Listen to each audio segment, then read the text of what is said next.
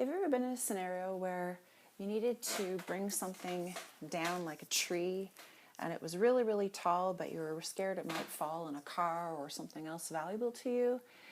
And the reason you need to know that is because you don't know how tall a tree is and therefore where it's going to land. Well, what if there was a way of figuring out how tall that tree was without having to climb it? Good news is there is. Today's lesson is going to focus on how we can use similar triangles to solve a lot of practical problems. We're going to begin today by thinking about the sun on a regular sunny day, shining on this oh so perfect tree that you see in your image, and asking ourselves how we could take advantage of that scenario to figure out how tall the tree is. Well, we know that the sun, when its rays come in, will hit the tree from all directions. But what we're interested in is figuring out from the top of the tree where will it hit the ground. And you can see in this image somewhat that there's a shadow formed in that scenario. Okay?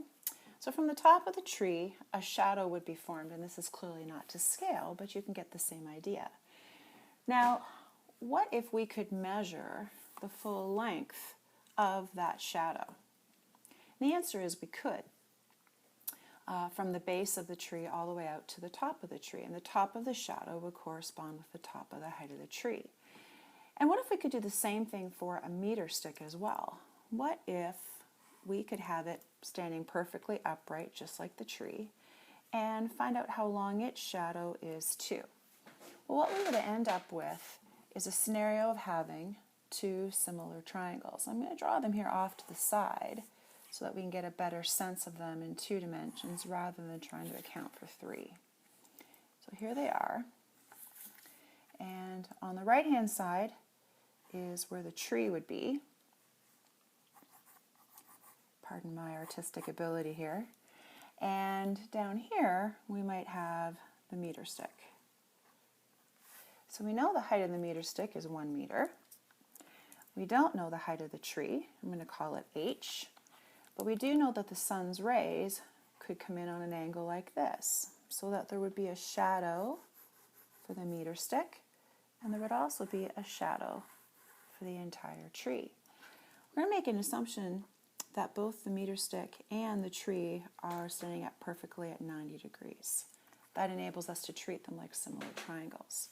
I'm going to label this nested set of triangles as A, B, C, and the little one I'll call X, Y, Z. So first thing I'm going to do as a review from yesterday's lesson is prove that these triangles are similar. Since we only have one length and no other lengths, the only way we can prove them to be similar is through angle, angle, angle. Okay, so ultimately I want to prove that triangle ABC is similar to triangle XYZ.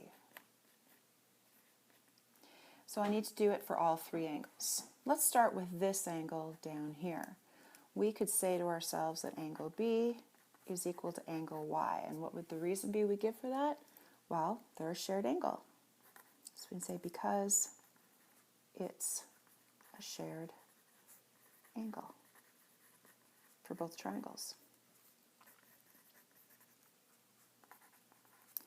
Next, we could prove that angle C in the large triangle is equal to angle Z in the small one. And again, notice I'm going from large triangle compared to small, left to right, and I'm going to do the same thing in my proofs as well. These angles are all going to be with respect to the large triangle. These are all going to be with the little one.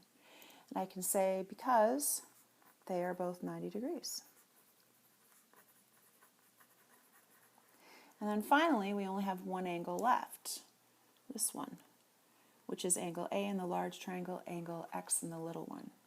So we can say angle A is equal to angle X. And there's a couple different reasons we could give here. We could say, well, because if 2 angles are equal, the third one must be 2. But because these 2 lines here have a common ground, and they're both at 90 degrees to that common ground, we also know they're parallel.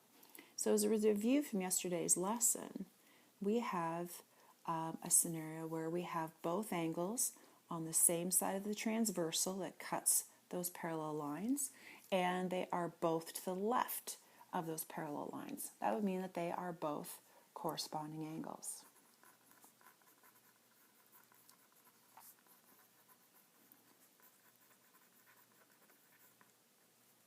Okay, so there you go. They are similar. So from that point on, if the length of the meter stick shadow is 0.65, well, I'll tell you what, let's add that into our diagram here. And the length of the tree shadow is 31.4. Well, that would be this length on this triangle here. I'm going to squeeze it in. 34.1. Remember, this was an AAA proof that we did. Is that enough information for us to find the height of the tree?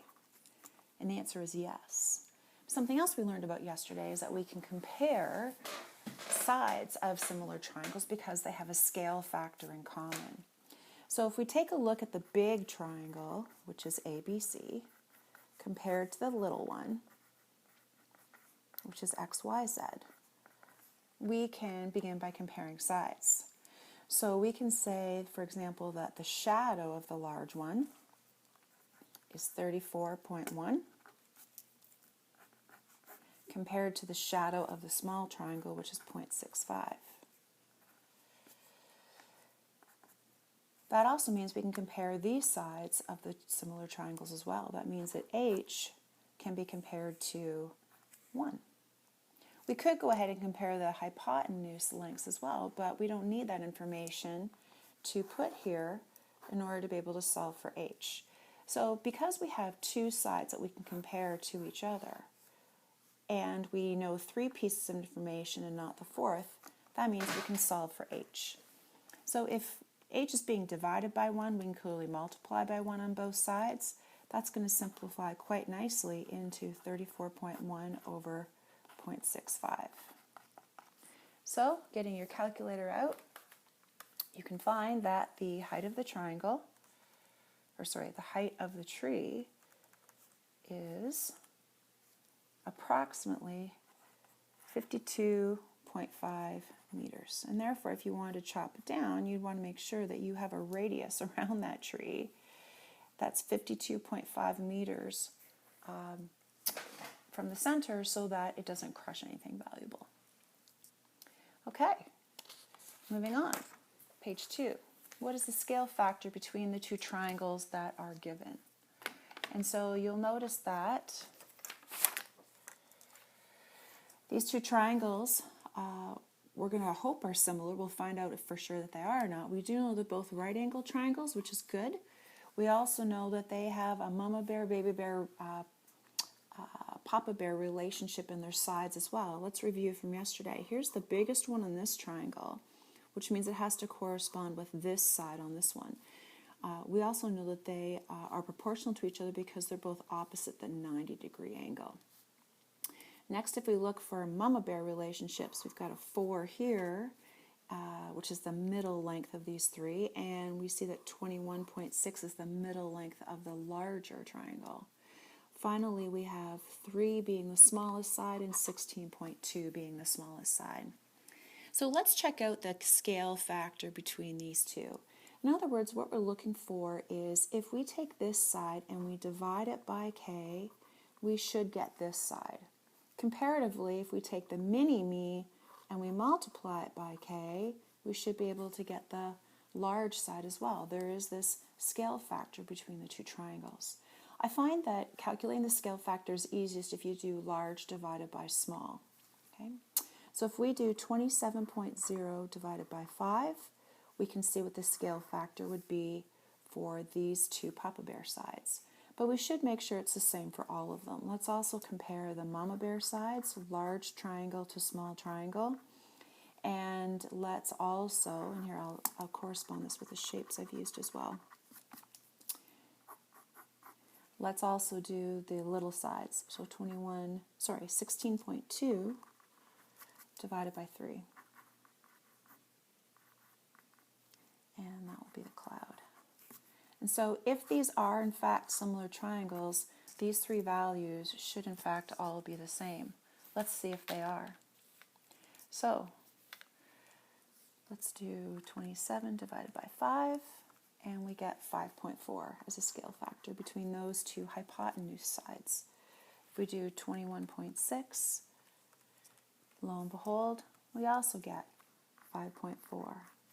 And in similar fashion, when we do the division here, it also comes out to 5.4. So therefore, the scale factor between the triangles is 5.4. Multiply the little one by 5.4 to get the big one, or divide the big one by 5.4 to get the little one. Now, the last thing we want to do in this lesson is see how the areas of these two triangles compare to one another as well, and how does the scale factor play a role in that. Well, what we're going to do is we are going to find the area of the large triangle, and we're going to find the area of the small one separately. So we know the area of a triangle is equal to base times height. We have some nice 90-degree angles here to work with.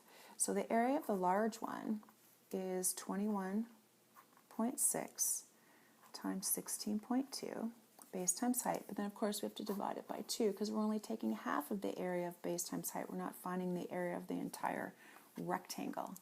Similarly, for the little one, we've got a base of 3 and a height of 4, and we can divide it by 2. Now that one I can do in my head quite easily. I see that it's a value of 6.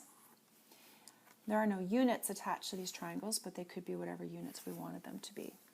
Let's see what the area of the other one comes out to be. We do 21.6 times 16.2, half it, and you get up with 174.96. So we look at the areas of these two triangles, we go, man, that's a big difference in area. I wonder if these two are related to each other in any way.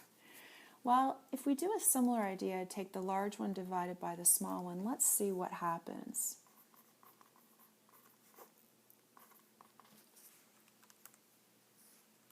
We get a value of 29.16.